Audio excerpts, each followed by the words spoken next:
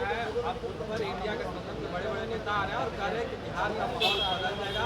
राहुल गांधी भी कल आने वाले हैं और आज मल्लिकार्जुन खड़गे बिहार पहुंचे। फाइनली इन लोगों को याद आया, जब हम लोगों ने आईना दिखाया तो इन लोगों को बिहार और बिहारियों की चिंता हुई।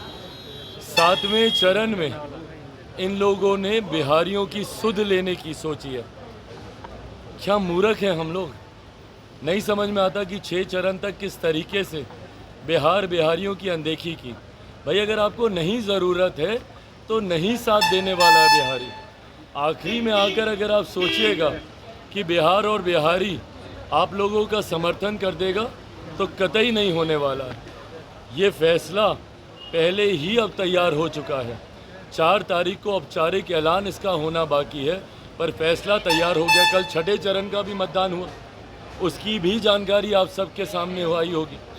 किस तरीके से एनडीए गठबंधन, अगर मैं राष्ट्रीय स्तर पर अगर मैं बात करूं तो लगभग 350 से ज़्यादा सीटों पर अभी तक परिणामों में हम लोग पहुंच चुके हैं। बिहार में 40 की 40 सीटों की एक औपचारिक घोषणा 4 तारीख को होनी बाकी है। खुला पत्र लिखे प्रधानमंत्री नरेंद्र मोदी को आरक्षण को लेकर और जातीय जनगणना को लेकर। हाँ तो भाई लिखे हैं पत्र, उसमें क्या है। आरक्षण को लेकर हम लोगों की सरकार की, मेरे प्रधानमंत्री जी की, देश के गृह मंत्री की, तमाम एनडीए के घटक दलों की नीति पूरी तरीके से स्पष्ट है। और जो लोग आरक्षण को लेकर डराने का प्रयास करते हैं, भाई कांच की हांडी बार बार नहीं न चढ़ती। 2015 में ये प्रयास आप लोग कर कर देख चुके हैं। ऐसे में ना आरक्षण को कहीं कोई खतरा है, ना संविधान को कहीं कोई खतरा है।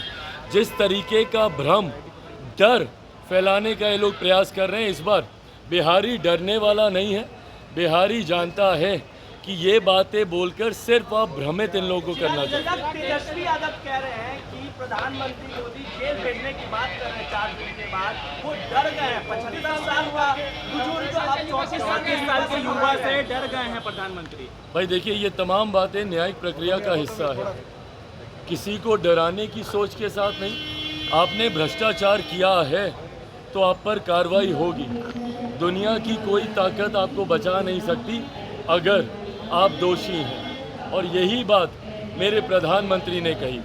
जहाँ तक रही बात डर की, कौन डरा हुआ है ये इनके बयानों से।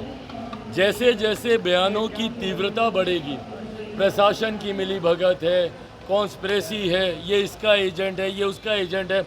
अभी तो हम बोल रहे हैं कि जिस दिन से आप लोग एग्जिट पोल शुरू कीजिएगा उस दिन से ईवीएम पे भी ठीकरा फोड़ना शुरू हो जाएंगे। तो 1 तारीख के बाद से 4 तारीख तक ये रोना गाना चलेगा ईवीएम को लेकर।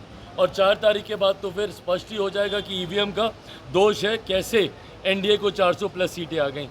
ये तमाम बातें अब उसी दिशा में जा रही हैं जिस दिशा में परिणाम आने वाले हैं।